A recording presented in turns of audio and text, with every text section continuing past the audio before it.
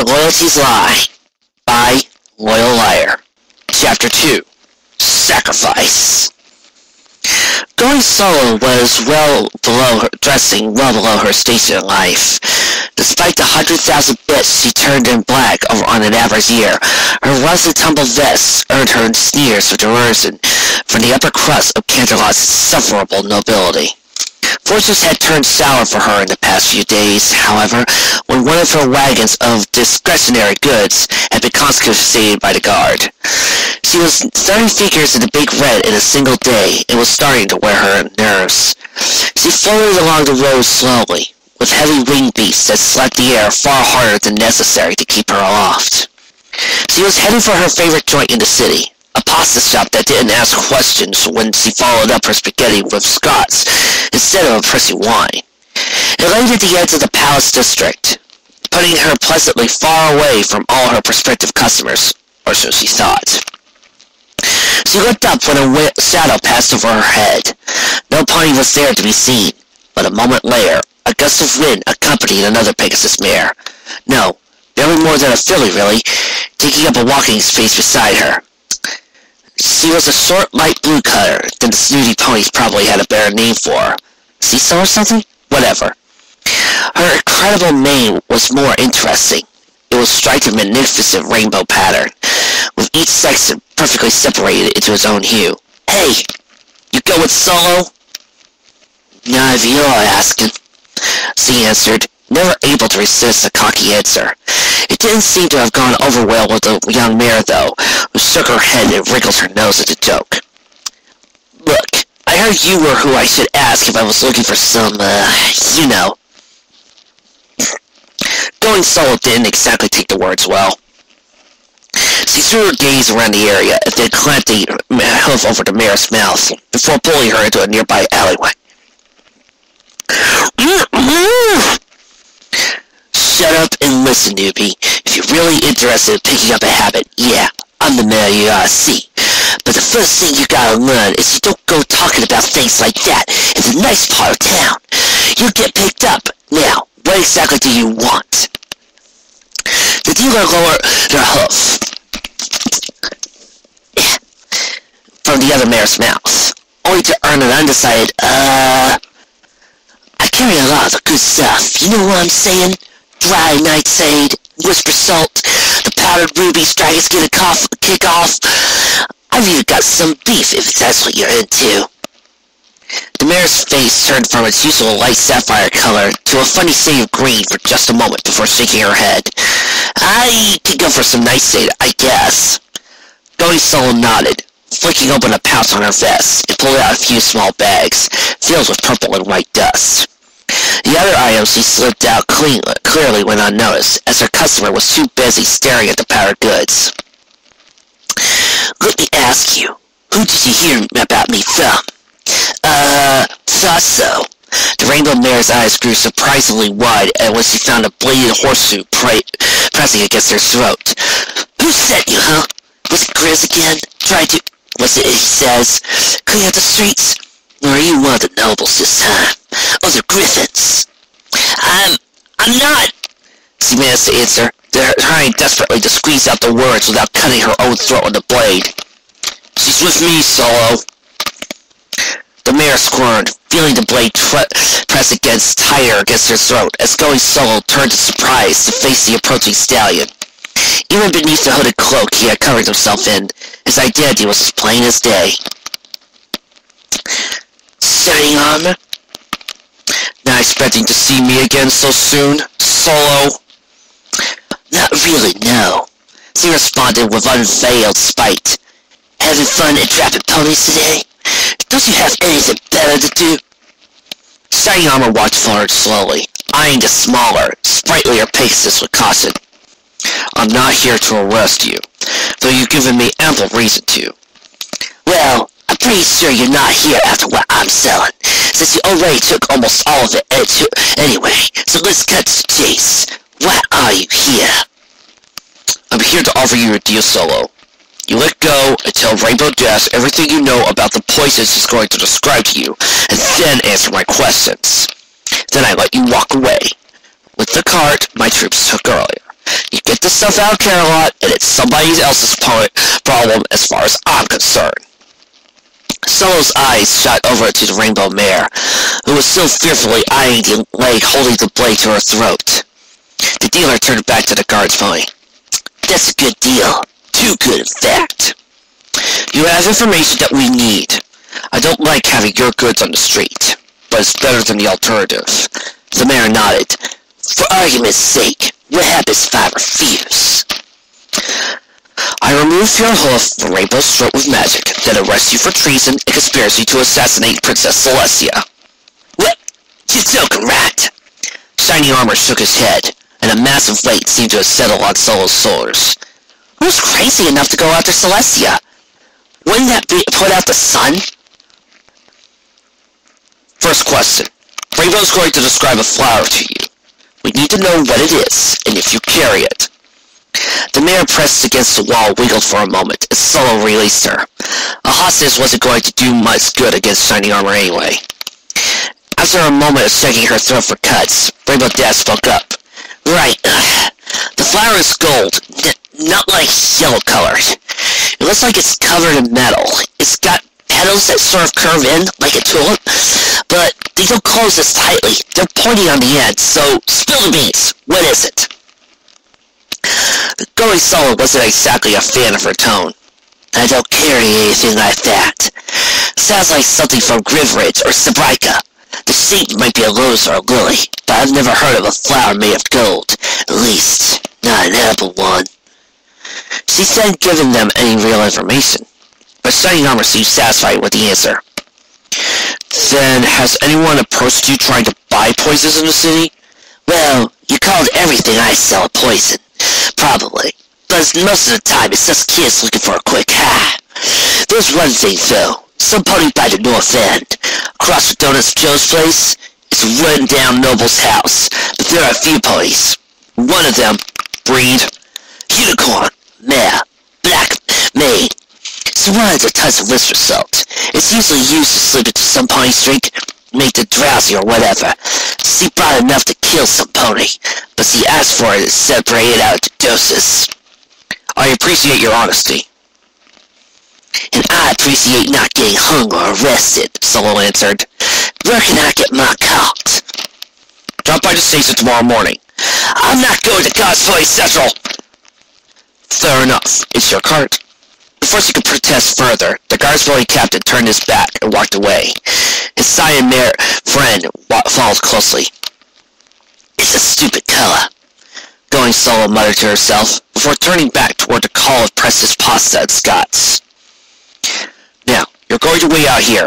Take a couple of bits and go get a coffee. Shiny Armor floated a handful of coins up in the air and gestured with his horn toward Donatopolis, the premier guard hangout in the city Canterlot. I'll be back soon. But you might! You nearly got decapitated, Rainbow! Shiny Armor slowly realized that his voice had attracted the attention of several pedestrians near their destination. He narrowed both his eyes in volume. I'm not about to let you put yourself in danger that way again. I only let you come in the first place because I can't trust the other guards. That doesn't mean I'm going to let you get hurt myself. If you hear something, I want you to fly as fast as you can, and get some pony for the guard.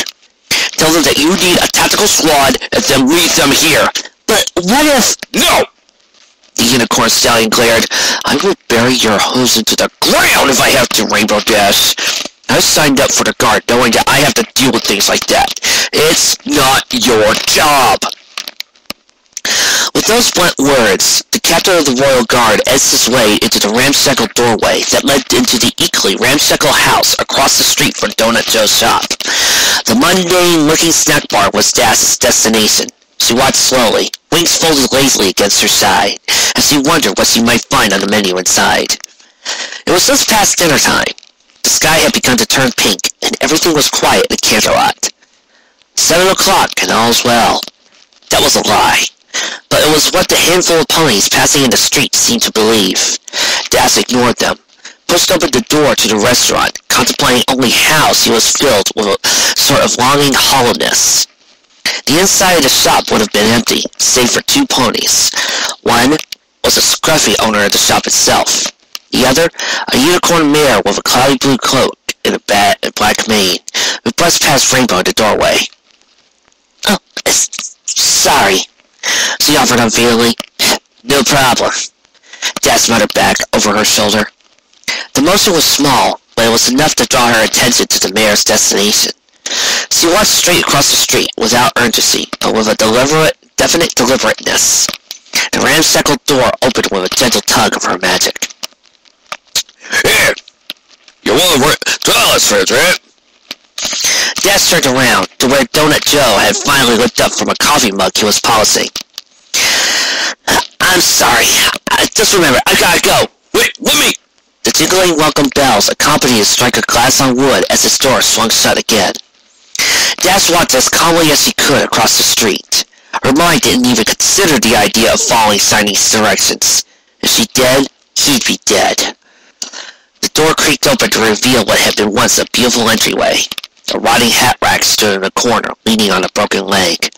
A mostly crumbled staircase led to an equally destroyed second story. Boarded-up doors concealed rooms on either side. In front of Rainbow, an upturned carpet revealed its secret. A trap door that led to a basement staircase, which in turn led to a dark hallway and a door concealing a distant light. There was no sign of the darker blue unicorn. She descended the steps with apprehension, each hoofball accompanied by a puff of dust and a wheezing creak of ancient, probably moldy, wood. Below, Rainbow couldn't miss flashes of light and a gasp of two stallions in combat. A sudden crack was accompanied by the shaking of the wall. The door in front of Dash smelled of teak and mold, but with a faint copper undertone. Blood. Gilda had taught her the scent in her youth with a talent to the nose, and she had never forgotten it. She ran forward and kicked open the door. It exploded in a burst of splinters, revealing a scene of chaos, which the bearer of loyalty only had a moment to take in. Shiny armor, far side of the room, bruised face, bleeding, tired. Guards pony, Morningstar, dented armor, bloody nose, went big to his side, injured. Wine barrels, broken glass, duck! The gold-shod hoof soared over her head by a mere instance. It wasn't the sort she knew from fight camp. A blow like that wouldn't end in a bloody nose. It would end in a morgue. She was under him, his extended leg in midair over her back. She flung herself up with a hard hoof to his ribcage. It wasn't a proud uppercut, but his strength was unquestionable. It shook her foreleg painfully, but she felt him stagger. He roared in pain and rolled to the side and lunged. A beam of pink magic burst on his armor. It left a thin smear and a dent, but it didn't even slow him down. His wings tense, his stance lowered, ready to pounce. Dash waited for the last possible second. She expected him to take wing, but his running lunge worked just as well. His front legs lifted off the ground, and she threw herself forward. He was ready for a stomp, to crack a neck or a wing, but she was fast. Faster than he had expected. She threw herself onto his rear legs and swept him out from beneath him with a wing. He collapsed onto his face. The ringing of a metal helmet filled the room, sliding free of his head. Rainbow spun as quickly as she could, ready for a hoof to his jaw. But her muscle was too slow. Her head twisted just in time to see a burst of pink light strike true. The helmet rolled free of its head, like a coin tossed on the street side. It grew faster for a moment, before his pulse stopped completely. The head left behind was a boiled bond, along with a fiery red mane. Scorches on the stallion's forehead and neck marked his cause of death beyond any shadow of doubt. He lay still, his eyes glazed over. Dash felt sick. Her stomach recoiled within her, as she stared at the wisp of smoke that rose in the dark room. Shiny armor leant forward slowly, placed a calm wolf over the eyes of the light guard's pony, shutting his eyes. I wish it hadn't come to this. Dash looked up at the room, taking it in for a moment. There were dozens of old wine barrels, though most of them smelled like they turned to vinegar. Shining armor had apparently been thrown into a wall of wine bottles, as they were the sources of glass that covered his side of the floor, as well as the countless tiny cuts leaking blood across his otherwise immaculate coat. A particularly large piece of glass slowly pulled from its place in his shoulder with a soft glow of his magic. In the corner behind the corpse sat a desk, matted in instant thick dust, where another broken wine bottle had ruined a beautiful journal. Beside it sat an equally dusty cot, with half-made sheets and a moth-rated pillow. Shining Armor took a few slow, obviously painful steps, as the blood of his coat began to dry in a sickening crust. He looked tired and angry. You shouldn't have come! Shining's voice was far too fatigued to shout, but the disappointment was obvious. I was fine! Besides, you're the one who got hurt. That's my job, Rainbow. Now, why didn't you listen to me? There was another pony, a mare. She came in after you. Well, she's not here now. Shining Armor sighed. Now what? Now, we go to the academy. We sit through a long ceremony and pretend that nothing happened. Tomorrow, I'll pull some strings and track down the mare you saw. Otherwise, every pony believes everything is good. The captain staggered for a moment, but caught himself before Daz could get beneath his weight. That means everything is. Daz didn't know what to say in response, so she let the stallion continue with his words. You fight well, Rainbow, even if you shouldn't have had to. Shining Armor stepped through the room's sole doorway and fell sideways onto Rainbow as his hoof slipped on his first step. She struggled to hold him up until he took his balance. Where did you learn to do that? I had a friend at fight camp, a griffin. You okay? The captain cracked a quick smile and ignored the question. Should have known. You stand like them. His hoof slipped again. Look! Let me help you! Daz tried to pull one of his legs over her shoulder, but he pushed her away. I can't walk out of here with leaning on you. Why not? You're hurt! Because you're a civilian and I'm a captain of the guard. So? Shining Armor finally managed to pull himself up on the last step, ending in front of the door to the ramshackle house at the north end of Canterlot. I know it doesn't matter to you, Rainbow. That's what I like about you. There are a lot of creatures out there, not just ponies, but griffins, elks, boars, even dragons and deer, who jump all over us if they saw that the guard had to lean on civilians. It's easier this way. I've got to carry my own burdens. The guard's pony staggered out the door and into the twilight air. The sky had turned a brilliant purple, well past sunset, but it was not time for the moon to take its stays in the sky. I could use one favor though, Rainbow. Yeah? I really love a cup of coffee. You still have that change I got it? Gave you? On it, Captain. 20 minutes later, Rainbow Daz sat across a tiny linoleum table from Shining Armor, cupping a drink that could barely be called coffee, swimming with sugar and cream, and buried beneath a mound of whipped cream. Joe had suggested it, knowing that it was what Twilight had ordered when she aced an exam, or as Shining Armor put it, whenever she took one. The trial of the previous hour had been as taxing as anything Rainbow had done in a long time, and it seemed to deserve the drink. The 20 minutes of delay had served ample time for the two to overcome the stress and tension of a literal matter of life and death.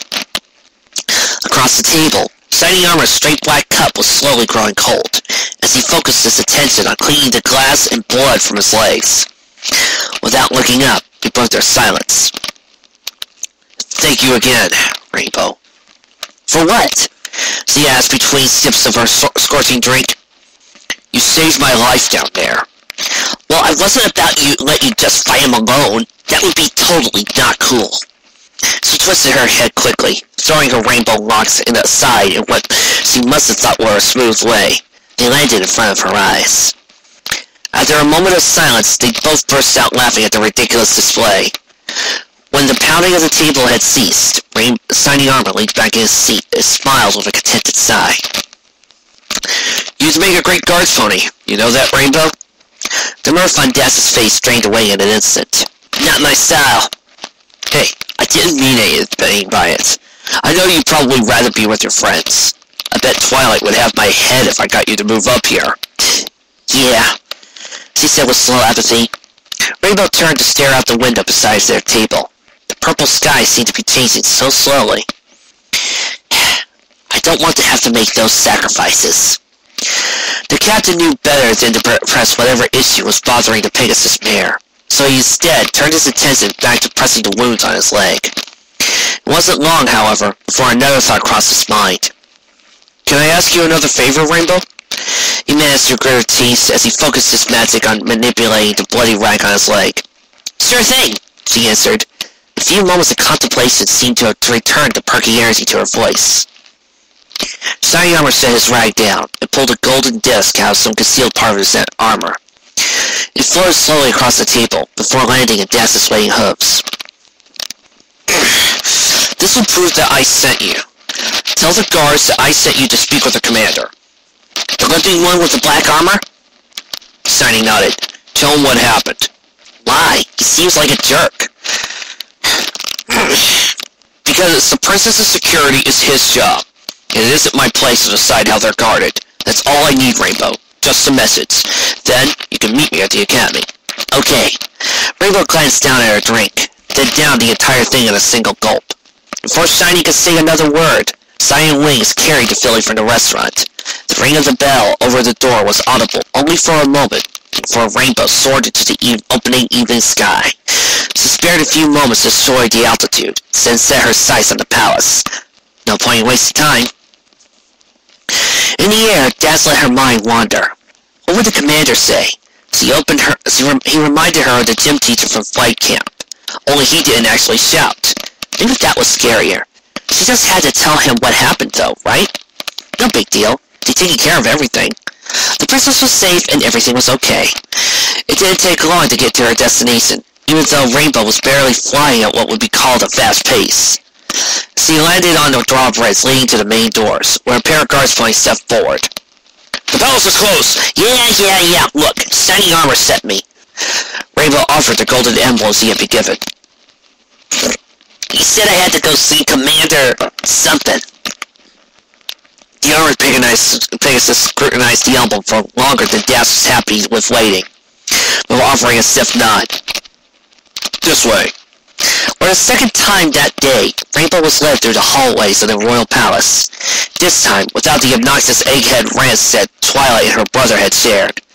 The stained glass windows that decorated the widest public halls took on a new, more sinister air in the purple light. They passed Rainbow's own depiction twice. The light that shone through Nightmare Moon and Discord alike sent chills down Rainbow's spine. It wasn't until the guard rounded the corner that a nagging question became an obvious fact. "This is the way to the princess's room, isn't it?" Sure enough, Daz and her escort rounded the corner to the grand hall, where the glorious stairs led up toward Princess Celestia's private quarters. "Yes, the commander's quarters are just down the hall." "I know the way then," Daz took off. "Thanks." The guard's pony said nothing in response, so she simply flew up to the doors and pushed them open.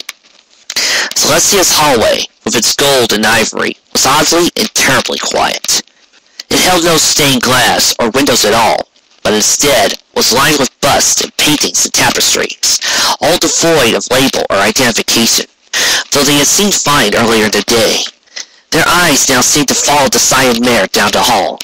She wasn't about to let something so uncool get to her, though, even if no pony was watching. She shook off the feeling of creeping dread and strode boldly down the hall, past Celestia's decorated doorway to a corner. On turning, it became abundantly clear to Dash just why Shiny Armor had referred to the hallway as the Gauntlet. A dozen suits of armor stood, polished, along with the walls of the hallway. They were gold, silver, black, and white, steel and gem, with armored wings and holes for horns, and all manner of other peculiarities. Most interesting, however, was that while the metal of the armors was maintained perfectly against rust and raids, many bore gaping holes and gases, the sort of wounds no pony walked away from. At the far end of the hall was a door, marked as distinct only by the quality of its woodwork. Daz approached it with only the slightest hesitation, before she found it moving over her. With a quick series of slight strikes, she knocked. The door creaked open, locked and unbarred. Hello? Mr. Commander? Any pony?" It didn't come as any great surprise that no answer was offered, so Dash pushed her way inside. What she found was a totally plain office, with a desk, chair, and a few other sparse amenities. A doorway on the right wall led to some other room Dash could only guess at. The rest of all was covered in portraits of ponies Dash didn't recognize. The only other notable feature was the ivy growing on a climbing pole on the windowsill. Dash approached the desk slowly. It glanced over a clump of papers, only halfway organized. They looked a lot like weather scheduling forms. Only instead of cloud formations, they held an odd assortment of locations and names that Dash didn't try to pronounce. She turned to the window and glanced outside. The sun was setting, so close to its curtain call that it looked more like a silver than an orb above the horizon. She would be late if she didn't find this guy soon. She stepped away from the window, and in turning, knocked down the ivory pole. It tumbled across the ground, spilling dirt from the pot at its base, until finally it came to rest at the foot of the unopened door. Dash did a quick double take to make sure no pony had seen her mistake, before moving forward to pick up the plant. It looked no worse for wear, as well trimmed as it already was. Most of the body was just a long, thin stalk, and it barely had any flowers remaining. The only one she saw was a tiny golden bulb. It looked as almost had been cast from metal, rather than growing that shade. She almost gasped aloud when it hit her. The plant! No time to waste. She tried the only door left in the room, only to find it locked. She spun and kicked it with all her might, and a full double-hoofed buck. Wood cracked, but did not give. Again, she threw herself against it, and on the third set of kicks, the wood exploded inward. Inside was a bedroom, but she didn't bother with time to take it in. There was a body lying on the bed, a Pegasus, and a familiar one at that. Blonde fur stained with blood and a fiery red mane. The room reeked of a sense decay. Rainbow's stomach rolled, and her eyes struggled against her will to look away from the horror. When she was finally able to bring herself to look again, painful as it was, she began to see the details. Blood on the back, spread all over the sheets of the bed, did not come from a killing blow. It came from something worse. He had been a Pegasus, but without wings. How could anybody be able to tell? What do I do? Rainbow's words were stained by the effort it took to control her stomach. Did she go get the guard? Tell the princess? Yeah, that made sense. Rainbow turned to walk, but her mind was spinning far faster. The princess wasn't back at the palace. She was at the academy, with Twilight in shining armor and the other guards' ponies. What was the corpse doing here, in the commander's bedroom? And if Morningstar was here, who had she in shining armor fought? The answer came to mind, replaced the bile in Rainbow's throat with ice. Rainbow turned to the window and dove through it without further thought. The glass gave to her force, and she shot off toward the Royal Academy, pumping her wings like she never had before. On a better day, she might have cared about the beauty she left in her wake, as the shards of glass fell glistening into the rainbow streaks she painted to the night sky.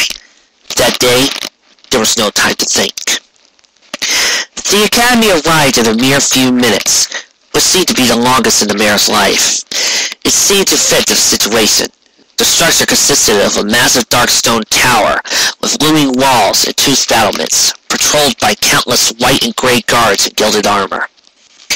The only words added to the candlelight skyline were old and intimidating. The eyes of the guards searched the outskirts of the academy grounds, with no regard for the danger that lay behind the fortress. Dash rushed to the front doors, where the two guards were waiting, but before she could even catch her breath, one of them stepped forward. Rainbow Dash, Captain Armor has requested that we lead you to... Just tell me where they are! The guard's neck pulled back as his eyebrow rose. The balcony on the Great Tower, overlooking the courtyard. Thanks! She wouldn't bother with the doors. It would be far simpler and faster to simply fly over the wall. Her wings beat the air as she climbed, corkscrewing up the tower until she found the balcony. 100 feet into the air, she cleared the wall of the academy and gained an astonishing view of the great courtyard. Some 3,000 ponies had gathered before a massive stage. Glowing lights and banners, all decorated in magic to pulse colors and signs, were arranged around a wide area with rows of cushions. A brilliant, uplifting fanfare was playing, from no source the racing mare could identify. The audience paid no mind to the decorations, though. They had all taken their eyes from the stage, staring up to the sky. Above the courtyard, a few thousand feet over Dazz's head, hovering 100 feet clear of the Academy's tallest towers, was Princess Luna. Her focus was on the stairs, which slowly popped into view, one at a time. There was little pride to be had as Dazz surged with awe as the crowd looked at her. Rainbow kept shooting up. A few eyes looked away from Luna's display of the newcomer, but most were far too entranced by the power of the Princess of the Night. Finally, Dazz's wings pulled to her level with the balcony. Princess Celestia, Twilight, and Shining Armor were all sitting there, along with the traitor himself. Rainbow wasn't about wasting any time. She pulled around, forcing herself into the narrow gap between Twilight and the commander. Rainbow, what are you doing? No time, Twilight! The Pegasus thrusted a accusatory hoof, as he pressed against the commander's black armor. Shining! It's him! He's an imposter! Rainbow was disappointed when Shining failed to leap into action. Instead, he glanced around awkwardly. What are you talking about? We already dealt with this. The looks Rainbow earned for Twilight and Celestia only belied further confusion. The commander, for his part, wore the same face of all guards pony. His perfect white expression grew narrow, but did nothing to betray his dark secret. Rainbow had to show them. She glanced at the commander. He responded with all the military training that the imposter should not have had. A stiff wing caught Rainbow's neck, obscuring her vision with feathers and forcing her to the ground. She threw her weight into the left side, trying to stand up, only to bear a blunt, crushing weight on her wings. He was standing on her. Try as he might, she couldn't rise. Rainbow! What are you doing? This is the assassin! Rainbow Dash shouted back, with a volume that would have caught the audience, were it not for the obviously uplifting tone playing in the background. With as much force as she could muster, she glanced up at his face. Pain tore through her, as she felt the flesh of her wings rip beneath his stalwart hoof. But the motion did fulfill its purpose. Her hoof struck his face barely more than a glancing blow, but it was enough to send his ebony helm toppling from his perch. Her body slipped to the ground, and the helm fell with her. Two painful thuds issued into the air, one sharp and the other dull. Both bore finality. Squinting in pain, Dash waited for the inevitable onslaught. It didn't come. When she waited long enough, her eyes slowly opened. Overhead, they met the gaze of a pair of harsh brown eyes attached to the scarred face of an aging stallion. It was the commander's face, not the imposter she had been expecting. He looked down at her scornfully. Explain! I found the body in your room! Rainbow Dash snapped back. Warning to our star's body! It's the poisonous flowers for the tea! What? Shining Armor stepped forward, horn glowing with potent magic, pointing straight at the commander's face. Though she lacked his battle-ready magic, Celestia's face wore a similar to mental appearance. I killed Morning Star on North Street an hour ago! At that point, Twilight joined the conversation with rapid words that were quickly lost in the flurry of words between the commander and Shining Armor.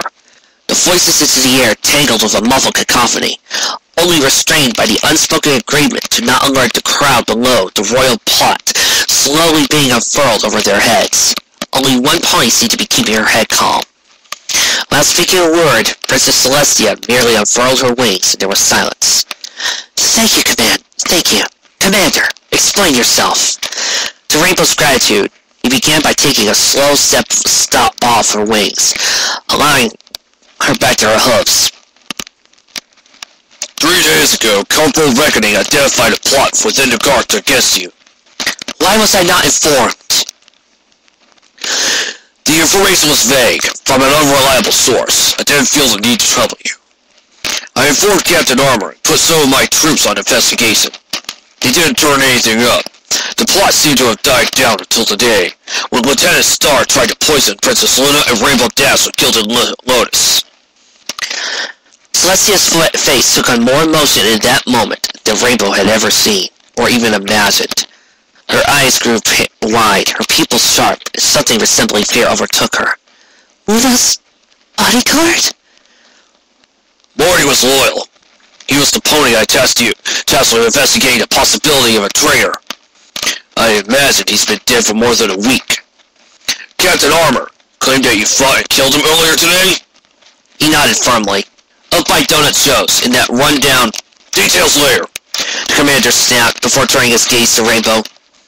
You said you found Maureen's body in my quarters? Yeah, he had his wings cut off. Common way to deal with Pegaside prisoners, the commander explained, offering no care for Das's obvious issues with the fact. Captain Armor, I was wrong. Stranger's mine, not yours. What do you mean? One of the honor guard intends to betray the princess. How exactly did you decide that? Rainbow asked, taking a step forward and puffing out her chest. I still don't trust you. The body was in your room. She stretched out an accusatorial hoof, was pressed heavily against his black armor. He seemed to not have noticed. The answer came from a source the Pegasus had not expected. Rainbow, you can trust him, Celestia answered in as calming as a tone she could muster. The commander has been my personal bodyguard for years. I know things appear to be, for the first time ever, Celestia seemed to hang on her words. Difficult? Twilight suggested. Yes, thank you. Things may seem difficult, but I asked you to give him the benefit of the doubt. Jess looked back at the stallion, watched him for a moment. She still didn't trust him. His wiry gray neck didn't seem to match the powerful, young, white body gifted to him by his armor. He ignored the mayor's attentions, and instead turned his gaze to Shining Armor. Take Princess Celestia and the guests back to the guard headquarters, as quietly as you can. When Princess Luna is done, we will join you. Not the palace? The commander clearly did not like being questioned, judging simply from the way his face wrinkled up in response to Shining's words. Has Strayer gained access to your quarters, Captain? Shining Armor gave a stiff salute. Understood. Princess, Twilight, Rainbow, if you could come with me. Of course. Celestia bowed to fit her towering head beneath the doorway into the Academy's interior. Twilight's sparkle followed slowly, eyes darting around the room from shadow to shadow. Jazz waited a moment before following the rest of her group. She turned back to the commander one last time, saw him pacing calmly at the edge of the balcony. His every step fell in perfect rhythm, as his head swiveled between a half-dozen points on the wall overlooking the courtyard. There, amidst the towers and the gargoyles and the shadows cast by lights below, Death saw the guards' ponies, clad in golden armor. They watched not Luna, but the crowd below. Come on, Rainbow. Shining Armor called from inside the building. Nodding, Daz broke her gaze away from the commander, and tried to settle the rumbling in her stomach. Ahead, Princess Celestia and Twilight were walking deep into the halls of the Academy. Daz took wing to catch up to them. When she landed behind Twilight, the unicorn jumped, and her horn erupted from magic. The Pegasus mare barely ducked in time to avoid a burst of pink magic calming her head. It was instead struck the stone wall of the space, where it dissipated harmlessly. Watch it, Twilight! Sorry. Celestia stepped between the two friends, and knelt down to match the level of their eyes. I think we've all had a very stressful day. I'm very sorry you two had to be any part of this. Now let's get somewhere safe. Things will be better in the morning. Celestia then returned to Shining Armor's side, leaving the two friends to follow in their shadows. The captain's horn illuminated the way up the halls, up until the dark hallways gave way to a starry sky. Outside, the streets were empty, marked by streetlights, starlight, and a fell wind that settled Rainbow's feathers the wrong way. Despite the comforting words of the most powerful pony in the world, Rainbow's guts remained far less convinced. In fact, it grumbled audibly in protest. You alright, Rainbow? Twilight asked. Not really. She took a deep breath and shook her head. The dread refused to fade. Something feels wrong. I don't trust him. Rainbow, everything's going to be fine. Shining Armor's here with us, so is the princess. No pony is going to try anything. I'm not worried about us, Twilight. Shining Armor said the traitor was after us, but he tried to poison Luna. Rainbow paused mid-sentence, and the silence said far more of her urgency than the words that preceded it. Rainbow, where are you? Dashed straight into the night sky, without a word of further explanation, leaving her unicorn friend to simply mutter, Doing? The air was irrelevant to Rainbow for the very first time in her life. It didn't feel good or bad. It didn't invigorate her or sap her strength with every beat of her wings.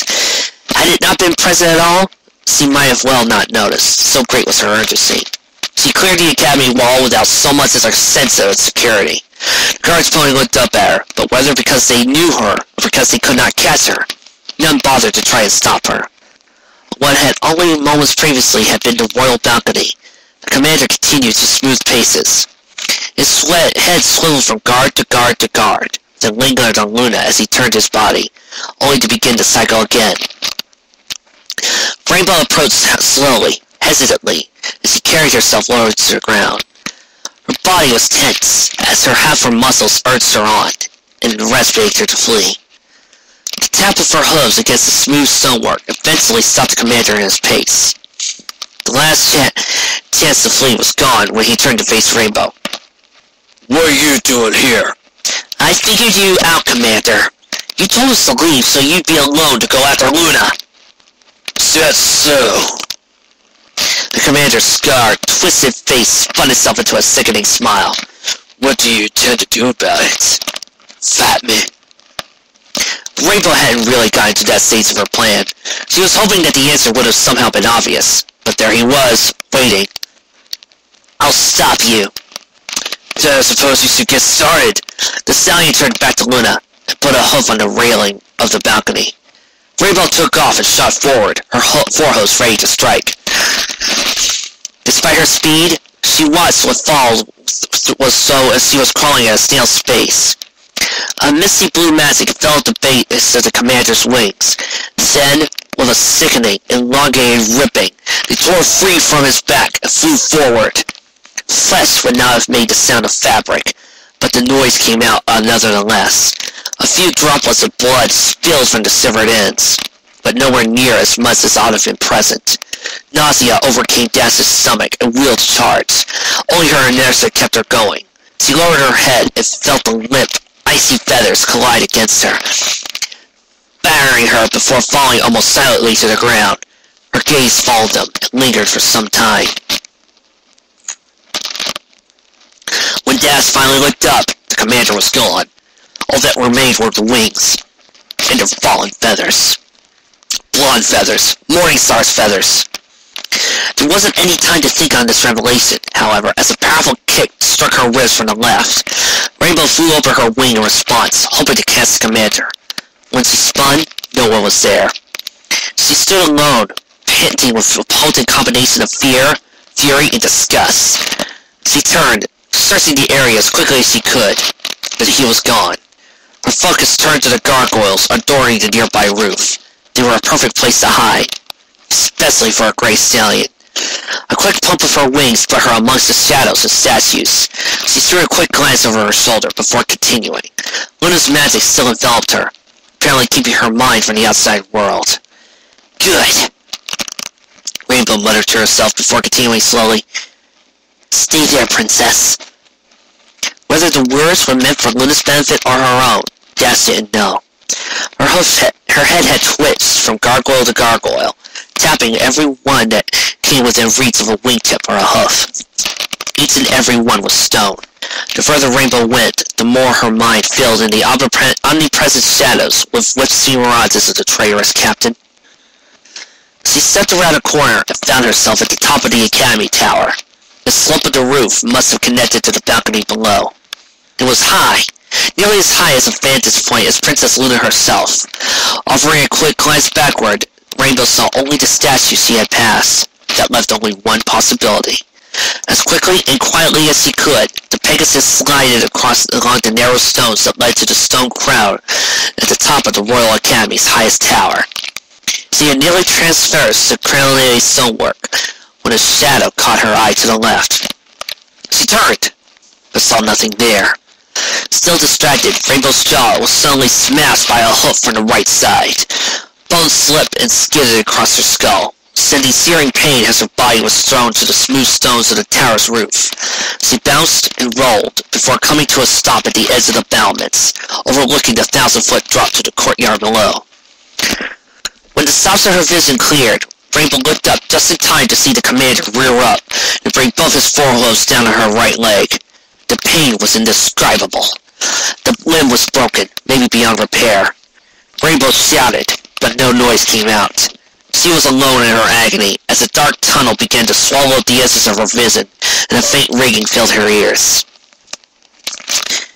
"I'll have to thank the Commander for his honor," came a feminine whisper just beside Rainbow's still ringing ear. Heat rolled over her coat from the closeness of the speaker's breath. "The illusion enhancements are incredible. You looked straight at me, and you couldn't tell." Rainbow struggled to throw another hoof, but was rewarded with a blade against her throat for her efforts. "Please, don't spoil the fun. I'll tell you, it's harder to layer an illusion under another one, especially one as powerful as a guard's pony armor. Yet it fooled every pony but you. Now it's your turn. You get to be just like a storybook detective, Dash. Tell me, how did you figure it out? What gave me away?" Dash began with a gasp, as frigid air suddenly filled into her lungs. She then recalled holding her breath. In the heat of the rustling breaths that followed, the darkness and blur left her vision. They were replaced by an indigo mare with a swirling black, purple, and blue mane. In the back of her mind, Rainbow vaguely recognized her as the pony she had seen leaving Donut Joe's, following Shining Armor. Now she seemed much more vibrant, though her coat was obscured by the Commander's golden black armor. Her most prominent feature was the long jet black spike covering her horn.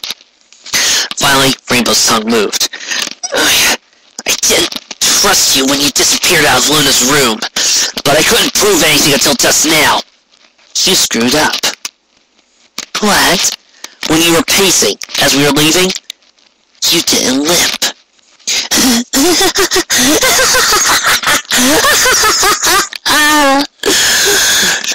She laughed. A tiny part of Rainbow's mind noted that it was a rather pleasant noise, rather than the stereotypical horrible, evil laugh described in Derry Do in the Con Main novels. The thought was silenced by Rainbow's curiosity. "Why are you doing this? Money?" "In part, yes, Rainbow, but also to protect Equestria." "You're insane! Killing Princess Luna is the opposite of protecting Equestria!" "Please, have some maturity. I'm not insane just because we disagree." The blue magic that claimed Morningstar's wing moved up her horn, enveloping the sharp spike. "Unfortunately for you, history will prove me right. I'm just finishing what you started, Rainbow. You and your friends."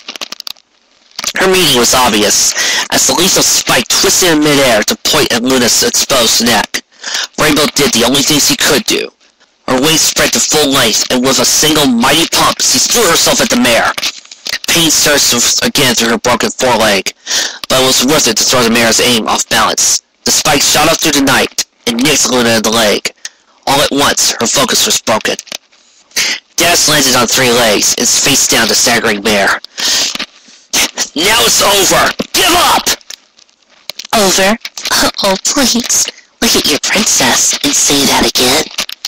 As if on cue, the crowd below let out a loud, echoing gasp. "Oh my gosh, what's going on? Oh, what's happening? Princess Luna!"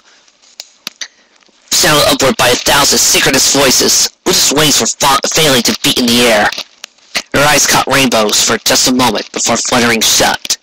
With one last final flap, her wings gave into gravity, and her body began to plummet. "Hurry, Rainbow. It's me or your princess. Make your choice." As Dash took the wing, launched down after Princess Luna, the last of the assassin's words caught her eyes. "Tell Shining Armor that Masquerade sends her regards." Dash cleared the tower battlements without further thought. Her flying instincts kicked in automatically. She tilted herself down and launched after the princess, whose eyes were beginning to fall shut. "Princess!" The Pegasus shouted, in a vain hope to keep Luna awake. She didn't respond. She was falling fast, much faster than any Pegasus Dash had ever seen fall. The ground was no more than 500 feet below now. No pony could survive that. Dash was racing, actually pumping her wings to accelerate downward, but she was gaining slowly. Far too slowly. It took only a moment's thought to realize why. Luna's wings had fallen completely against her side, a bad sign. An unconscious Pegasus' wings stiffened to keep a fall like this from proving fatal. Luna's had grown just as stiff, but they were pinned against her sides instead of spread out, catching the air. Slowly, Dash inched forward, but with every split second, the ground growing closer and closer. She could make out the individual ponies in the crowd, watching in terror and awe, screaming in mid-ocean in slow motion. There, in mid-air, a terrible realization hit Dash. Even if she did catch up to the princess, she couldn't lift her. Luna was too large, and Rainbow too tired from all the days flying and fighting.